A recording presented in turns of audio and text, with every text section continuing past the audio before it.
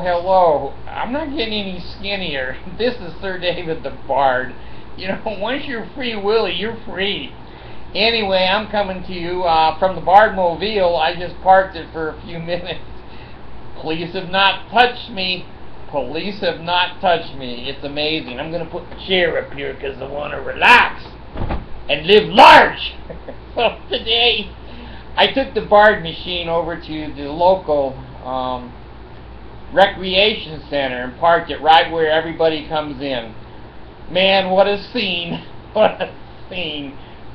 It's public property. I have a right to park there for 24 hours. I only stayed for 3 or 4.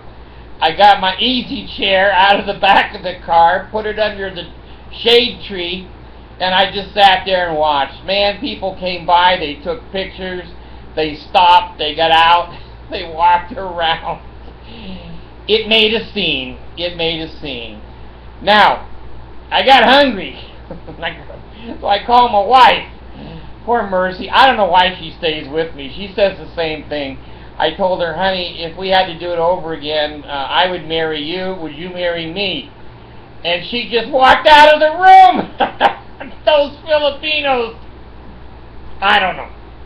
But they don't believe in divorce, so I got her locked in.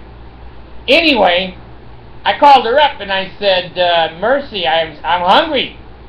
I need a couple of Cokes and some chips and a sandwich and some ice for my ice tray.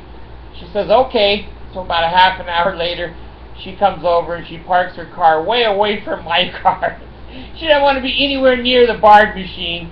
She runs over, throws a bag of ice and a sandwich and 3 Cokes and chips on the ground and says, I gotta go, I can't be seen with you. Fine, go. Now I wore my Barack Obama mask a little bit, but in the park like that, I was afraid it was going to scare the kids and then somebody would call the police, so I took it off and tried to be cool. Well, anyway, I have decided the next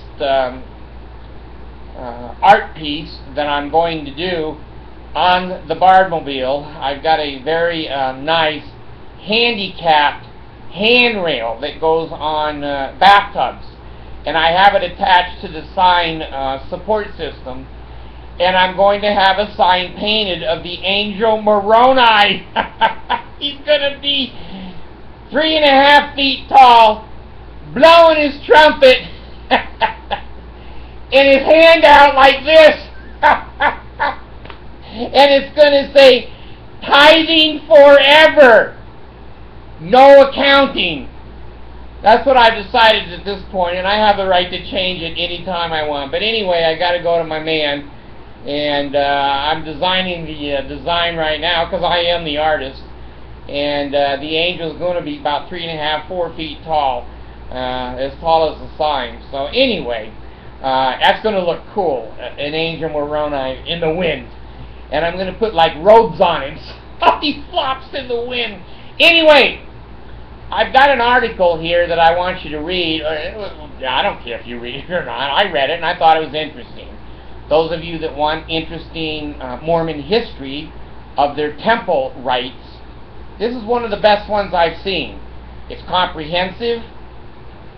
The mistakes I saw in it were very, very minor. It draws Masonry and Mormonism together. It tells you about the blood oaths that were originally in the temple, that when I went to the temple I promised never to reveal the signs, tokens, and symbols, otherwise I would suffer, put the thumb under your neck, my neck to be slit, suffer my life to be taken. And then the other one was, put your thumb on your stomach, slit across your stomach for my life to be taken. And so anyway, the third one, there isn't a third one. So anyway, it tells you about the nail, the patriarchal grip. It tells you about the veil. And this is what makes me very nervous. I already feel stupid being a Mormon years ago. God, I thought I was a pretty smart guy, but, I wasn't. This man tells us what the symbols on the outside and the inside of the temples mean. I didn't know this. I'd heard rumors of it years ago, but I go, just anti-Mormons, resign people, leave the church but can't leave the church alone. So I ignored it. Well, I don't ignore it anymore.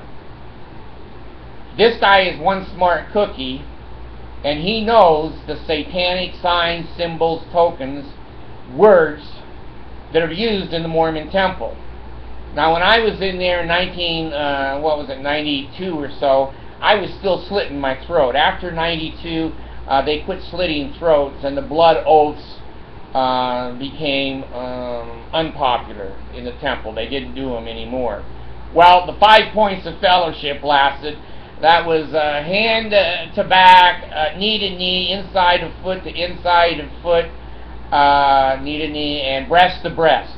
Well, the woman didn't like the breast to breast. I thought that was the best part. I started with the breast to breast. Sometimes the hand on the back would come around to the front of the breast. I'm just bullshitting you.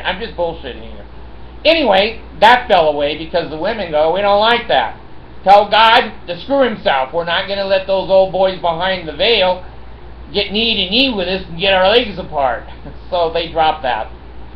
Well, they also dropped some other things that I'm aware of, and you should be aware of. This is a comprehensive article. I mean, it tells you about all the signs, tokens, and symbols and Masonry, how Joseph stole from Masonry, all of these health and the navel, marrow and the bones. Anyway, I just wanted to let you know that this is a good article. If you're interested in that history, you want to take a look at it, take a look at it. If you're not, turn me off. Oh, by the way, when I say turn me off, I have to put in, now, you people know, maybe you don't know, the president of my fan club, you know her name, I'm not going to mention it here, but she wanted to ride in the mobile Bard machine. And I told her she could. I couldn't drive it with two in there. I'd have to sit in the back seat with her. And I just wanted her to know I got that back seat fixed up. The damn problem is that waterbed is so heavy back there, the front wheels came off the ground of the Bard machine.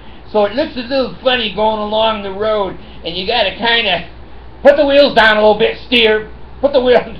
Anyway, let me know when you're ready to ride in the Bard machine. I'll drive it down, and we'll have a little ride. So, the machine is going good. It's Saturday. Monday I will be to the sign man. He will be making me, I'm sure, a $300 or $400 Moroni. And, like I said, your donations are just flowing in. They're just making me a rich man. The Barack Obama was $15. The Barack mask was $15.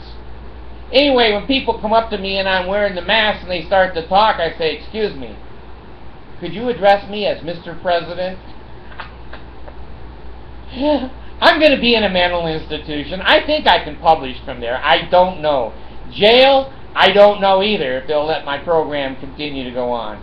But anyway, I want you to have health in the navel, marrow in the bones, strength in the loins and in the sinews. Power and the priesthood be upon me and upon my posterity through all generations of time and throughout all eternity. The Mormons didn't make that up. That is the part of a satanic prayer. Very interesting article. Take a look at it. Bard's going to be gone.